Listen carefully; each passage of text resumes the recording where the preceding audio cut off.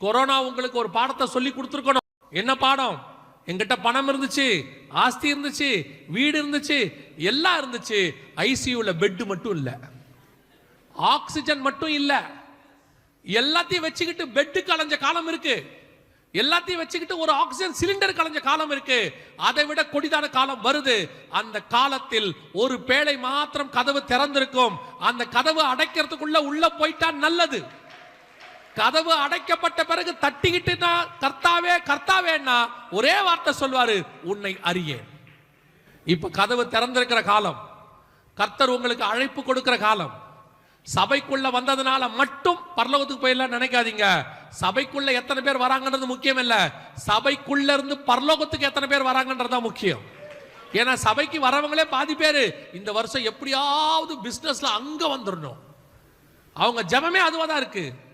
உங்களுக்கு சொல்றேன், நீங்க கர்த்தரை உண்மையா தேடுங்க. வருகைக்கு முன்னாடி பூமியில என்னென்ன தேவையோ எல்லாவற்றையும் கர்த்தர் கொடுக்க ஆசீர்வாதம். அல்லேலூயா.